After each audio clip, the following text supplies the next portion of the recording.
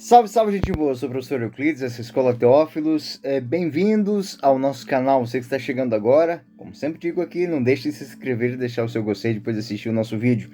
Muito obrigado pela sua audiência aqui no nosso canal e muito obrigado a todos vocês que colaboram com o nosso canal de maneira formal, de maneira anônima. Todos vocês que colaboram aqui para a manutenção do nosso canal, muito obrigado a todos vocês. Bom, gente boa! Vamos ao vídeo de hoje. 21ª lição, livro do Gênesis. Abraão encontra Melquisedeque. Esta cena é uma cena muito importante também para a cristologia, porque aqui são semeados as bases para o sacerdócio de Cristo. Então é um tipos bíblico. É a partir daqui que nós passamos a entender uma realidade muito interessante sobre o sacerdócio. Muito bom, nós vamos ver essa temática hoje do encontro de Abraão com Melquisedeque. É um texto que eu posso dizer para os senhores, ele é um tanto denso. Sim, ele é um tanto denso, por vezes até meio estranho, mas ele é um texto muito importante para o livro do Gênesis.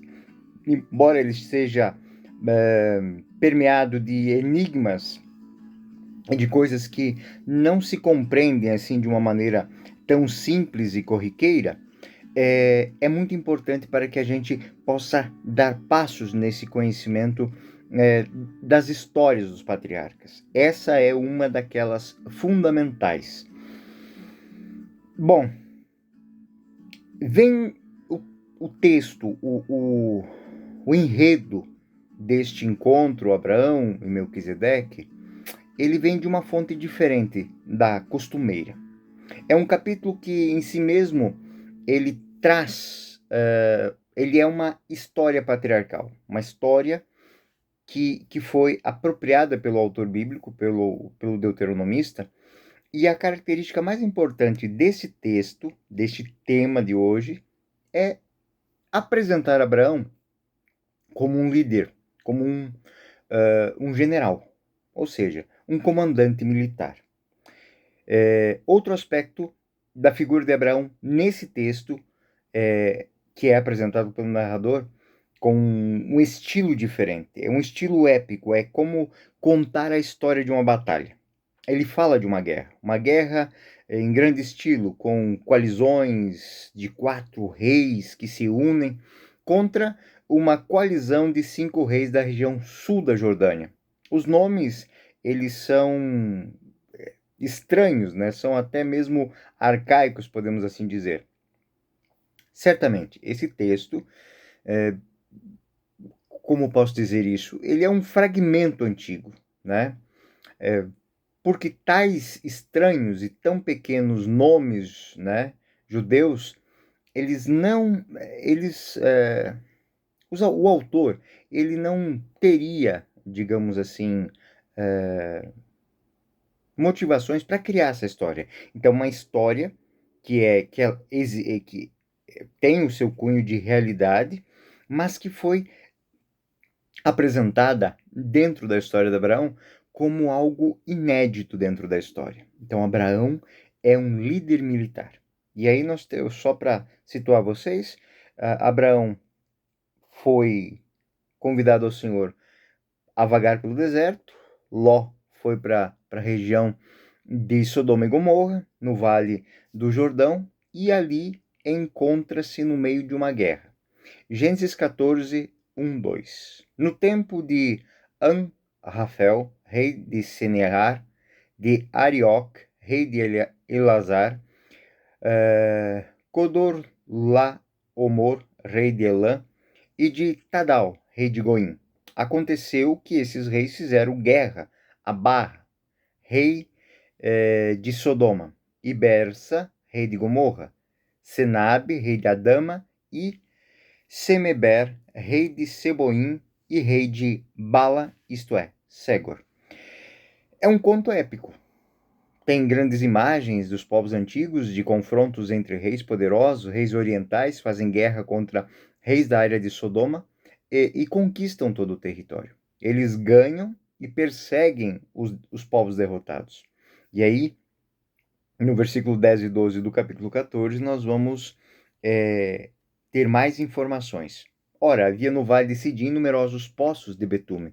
Os reis de Sodoma e Gomorra, fugindo, caíram nesses poços, enquanto os restantes fugiram para a montanha.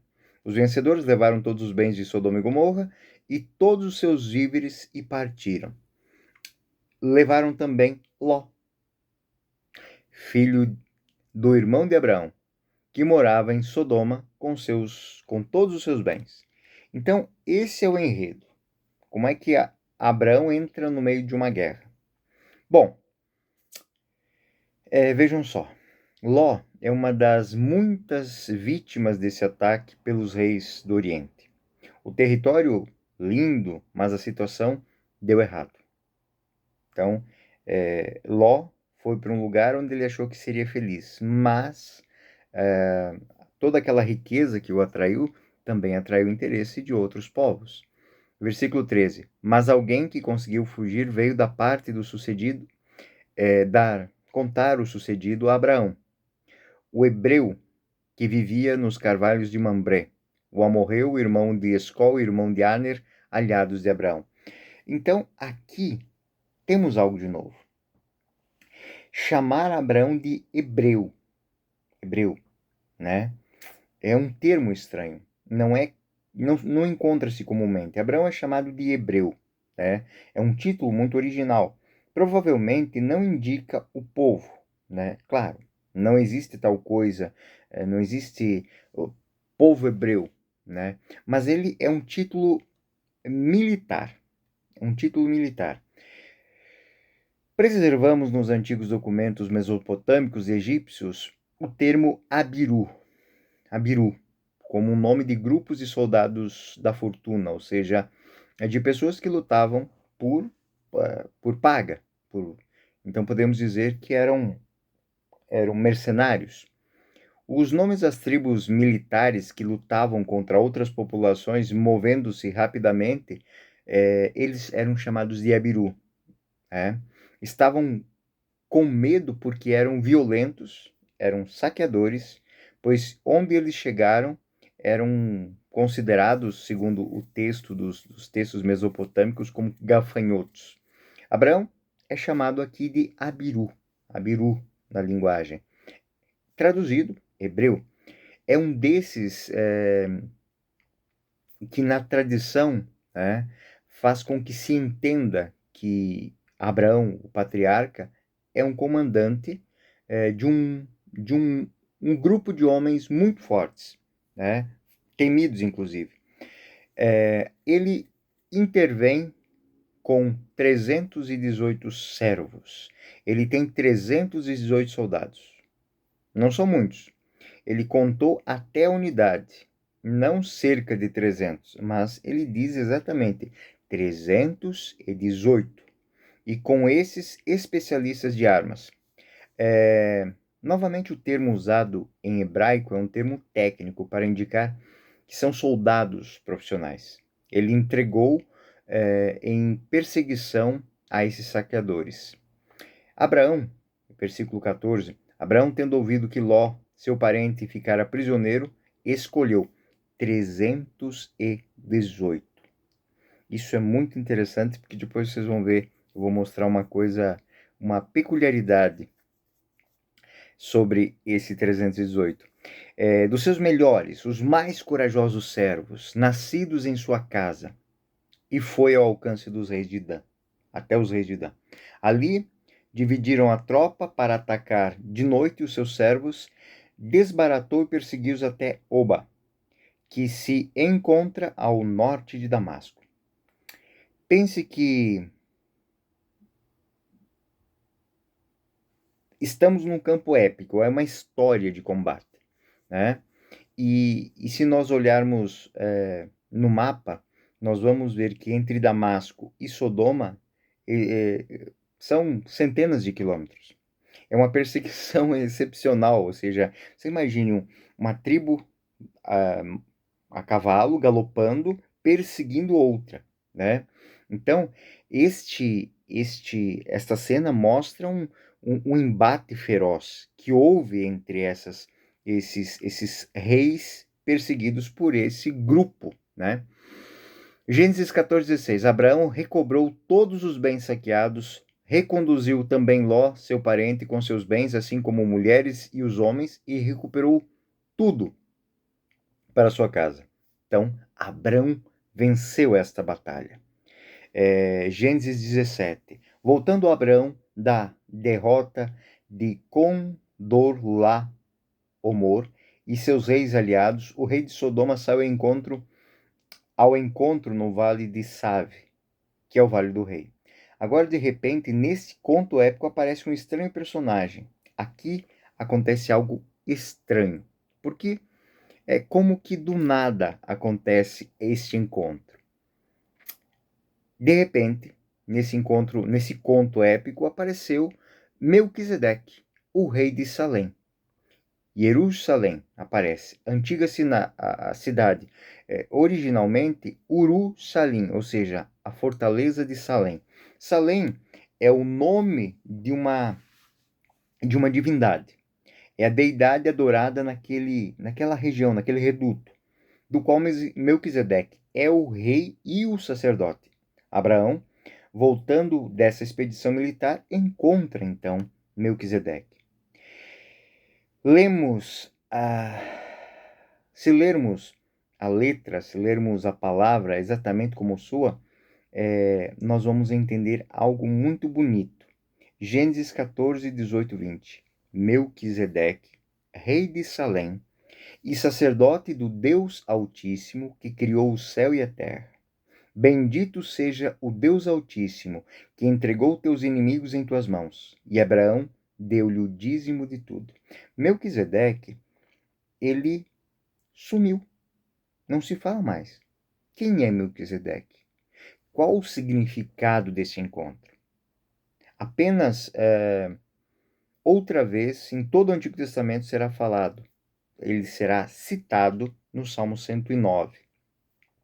No Salmo 109, vai dizer assim, versículo 13, versículo 4. Oráculo do Senhor ao meu Senhor.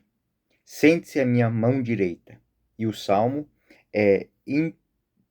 que é um Salmo de entronização de Davi, no versículo 4 diz o seguinte: o Senhor jurou e não se arrependeu.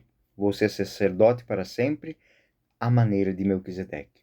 Davi é coroado rei de Jerusalém como sucessor de Melquisedeque. É algo diferente, é algo interessante.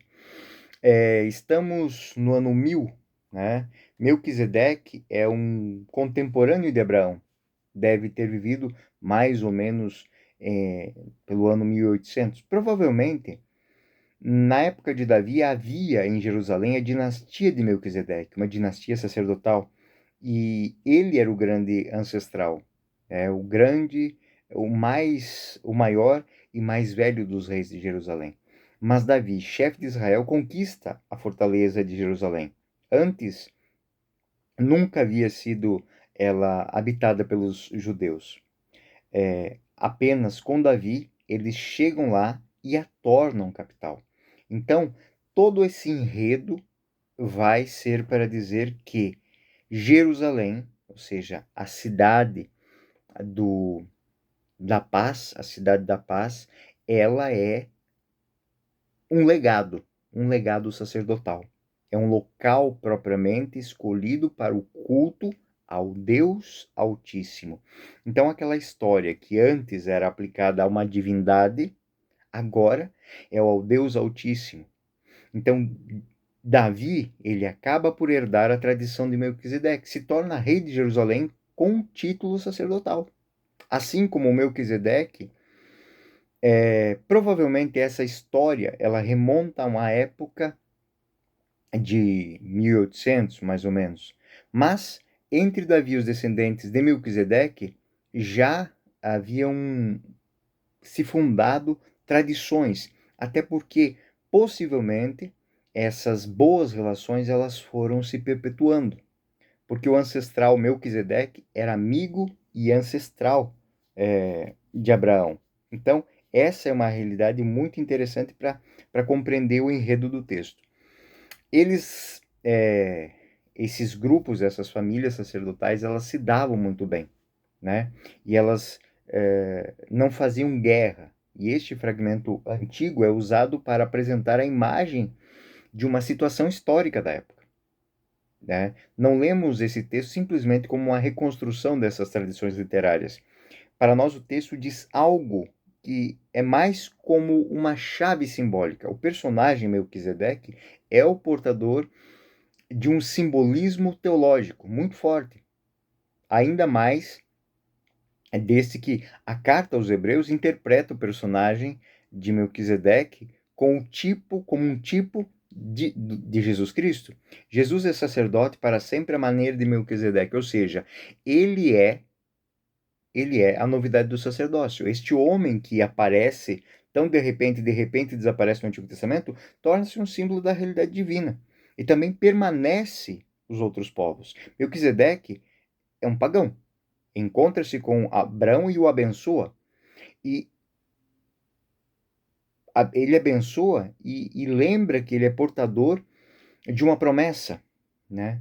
O portador da promessa, ele é abençoado por um estranho. Melquisedeque significa também rei da justiça.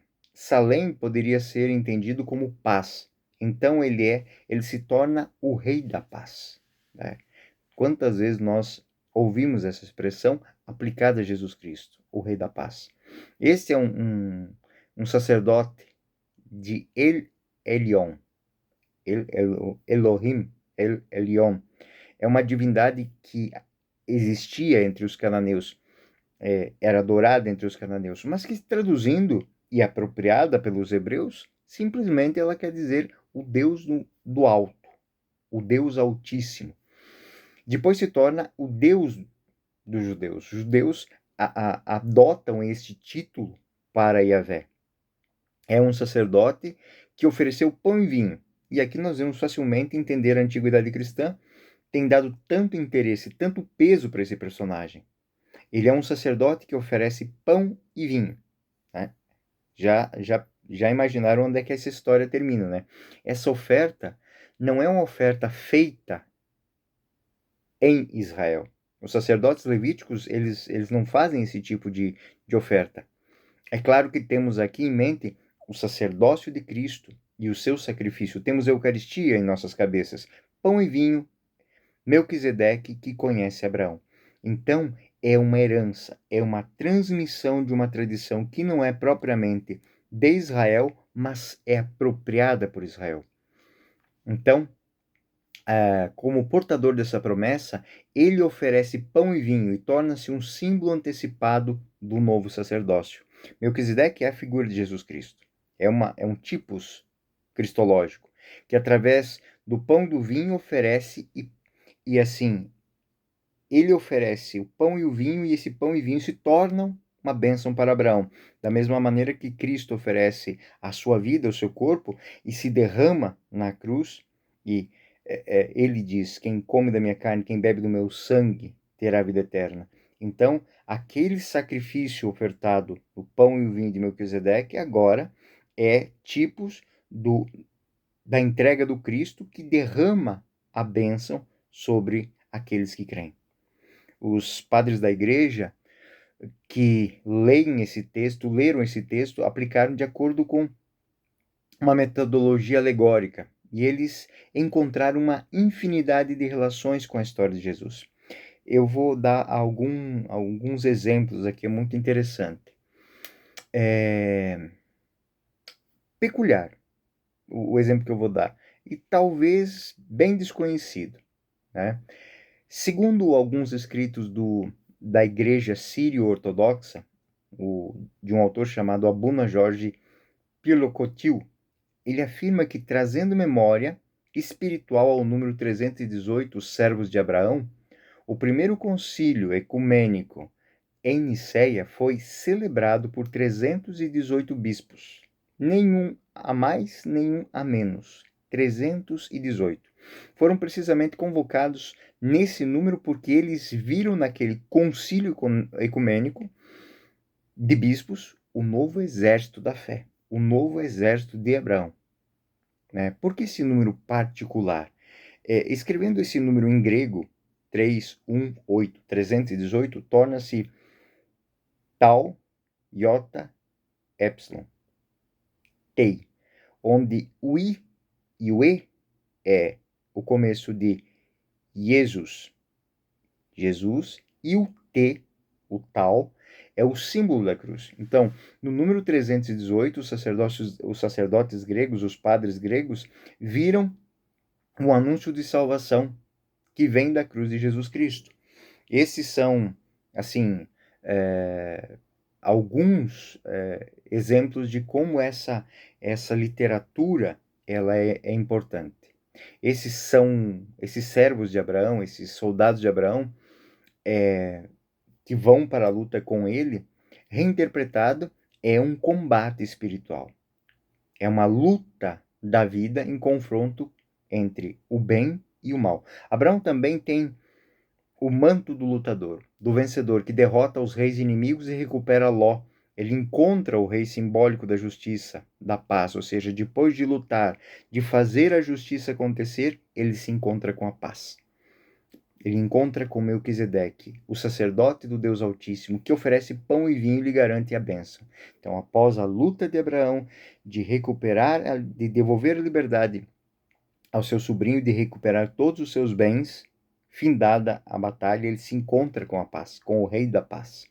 E o Rei da Paz oferece, após esse combate, ele entrega o seu dízimo e o sacerdote, Melquisedeque, oferta uma oblação de pão e vinho e abençoa Abraão. Gênesis 14, 21. O rei de Sodoma disse a Abraão: devolve-me os homens e guarda os bens. Essa frase foi lema de Dom Bosco, só que dita em latim, um tanto fora de contexto, ela é entendida de uma maneira diferente. Da mihi anima cetera tole, me dê almas, tome-me o resto. Então, esta frase, dita pelo rei de Sodoma, foi aplicada por Dom Bosco no seu lema, dê-me almas, tome o resto. Torna-se um lema espiritual da vida do sacerdote, que pede ao Senhor apenas almas, salve almas, o resto não interessa, né? Leve-me embora se quiser, mas me dê almas. E este versículo bíblico, mas contextualizado agora, percebemos que a força dos santos, né? A força dos santos que tinham essa capacidade. Eles estavam forçando o texto bíblico, lá por volta do ano 800, podemos dizer isso, porque é uma frase dita pelo rei de Sodoma. Não é dita por Deus, mas é dito para outro fim, né? É a divisão de um saque. Mas ele diz, dê-me almas, isto é, dê pessoas vivas, me dê escravos, bens materiais, leve com você mesmo. Ou seja, eu quero as vidas, eu quero as pessoas. E é uma divisão desse tipo, né? Desse tipo abraâmico, que Abraão luta para libertar o seu irmão Ló. Né? Sempre que se chama irmão, mesmo sendo sobrinho, vê-se aqui o uso da terminologia da mesma maneira que ela é usada nos evangelhos, quando falamos dos irmãos de Jesus. Né? Existe essa lacuna. E essa lacuna encontra suas bases de reflexão aqui, porque Abraão chama Ló de seu irmão, embora seja seu sobrinho. E por que isso é feito dentro do texto? Porque muitas vezes não se encontra um termo, algo que é muito interessante. Na época de Jesus, a média de idade era 36 anos. Jesus era chamado de um rabi, de um mestre, de um ancião. E a média de idade é 36 anos. Então, as pessoas morriam de fome, de doença, de perseguição, de guerra. E as famílias, elas costumavam agregar todos os seus filhos, parentes, no mesmo grupo, onde todos são irmãos de todos. Por quê? Numa guerra dessas, aquele que sempre fica o irmão mais novo para cuidar dessa família, ele fica, não vai para a guerra. Então, se morrerem todos, quem se torna o pai de todos? O irmão mais jovem. e também existe o levirato, que as esposas dos irmãos passam a ser esposas dele, e os filhos, que eram primos, e passam a ser todos irmãos. Então, esse é um termo que já está aqui na tradição de Gênesis, no capítulo 14. Gênesis 14, 22, 23. Levanto minhas mãos para o Senhor Deus Altíssimo, que criou o céu e a terra. Respondeu Abraão: de tudo que é teu, não tomarei sequer um fio de cordão de sandália, para que digas, enriqueci Abraão, nada para mim, exceto somente comeram os meus, o que comeram meus servos, da parte dos homens que vieram comigo, Aner, Escol e Mambré. Esses hão de receber a sua parte. Ninguém diga que ele deu a Abraão. O que Abraão tem o bem, como bem-estar. Vem da bênção, não é da concessão do rei de Sodoma. É muito interessante isso aqui. Ele não quer nada. Ele não quer nada do rei de Sodoma. Então ele não foi fazer um saque para enriquecer. Ele foi dar liberdade ao seu irmão. Outro tema que depois é entendido. O homem que luta pela fé, ele luta pela vida das pessoas, não por esses bens. O foco é mais elevado. Então, essa leitura, essa maneira de compreender o texto, ela nos leva para uma finalização desse texto. Aqui a gente vai se despedir um pouco desse texto, né? Dessa leitura, que é um tanto complicada e, assim, requer um compromisso com a leitura.